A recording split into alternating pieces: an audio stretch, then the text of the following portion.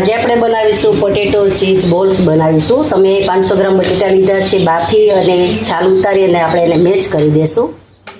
હવે આપણે મેચ થઈ ગયા છે બટેટા, એમાં કોર્નફ્લોર લઈ લેશું। તો અહીંયા મેં 2 ચમચી કોર્નફ્લોર લીધો છે। ત્યારબાદ આપણે 1 ચમચી ચીલી ફ્લેક્સ છે તે લઈ લેશું।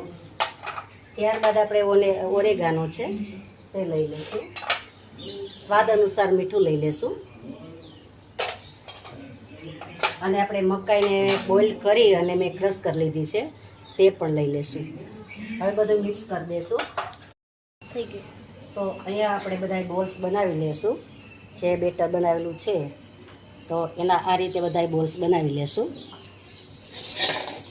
અને એ બોલ્સ બનાવી પછી આપણે આ બધા બોલ્સ આપણા બની ગયા છે, તમે જોઈ શકો છો। અને આ મેં બનાવેલું છે ચીઝ, તો ઘરે બનાવેલું છે, તો ચીઝ પણ આપણે આમાં લઈ લેશું। તો જે આપણે કચોરી બનાવીએ તે રીતે આપણે બનાવી લેશું। તો આ રીતે પહેલાં આપણે ખાડું કરી લેશું, ત્યારબાદ એમાં ચીઝ નાખીશું। તો આ રીતે ચીઝ નાખી અને આને કવર કરી લેશું। તો આ કવર થઈ ગયું છે। આપણે કવર આને એકદમ કરી દેજો, કેમ કે નહીંતર તેલમાં તૂટી શકે છે। તો આ રીતે આપણે બધા બોલ્સ બનાવી લેશું। બધા બની ગયા છે, હવે આપણે એને તળી લેશું। તો તેલ પણ આપણું આવી ગયેલું છે, તો બધા ડીપ તેલમાં આપણે તળી લેશું। જેટલા તેલમાં સમાય એટલા જ નાખવાના છે। અને મારો વિડીયો તમને કેવો લાગ્યો તે લાઇક, શેર અને સબસ્ક્રાઈબ કરજો। બેલ આઇકન પ્રેસ કરજો અને કોમેન્ટ કરજો, કયું સિટી કયા ગામડામાંથી તમે કોમેન્ટ કરો છો તે પણ અમને જરૂરથી લખજો। તો તૈયાર છે આપણા ચીઝ બોલ્સ, પોટેટો બોલ્સ। તો તમે જોઈ શકો છો સરસ ગોલ્ડન કલર થઈ ગયા છે। તો આપણે લઈ લઈશું હવે જાર આવડે।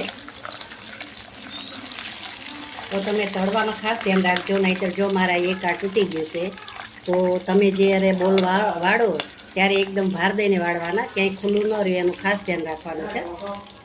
તો તૈયાર છે આપણા ચીઝ બોલ, પોટેટો બોલ્સ। તો તૈયાર છે આપણા પોટેટો ચીઝ રોલ બોલ્સ।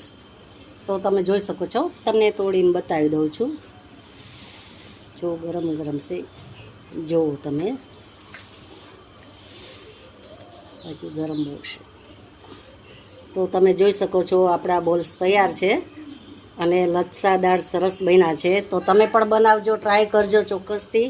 તો મળીશું આપણે નવા વિડીયોમાં નવી રેસીપી સાથે। ત્યાં સુધી આવજો। Thank you for watching.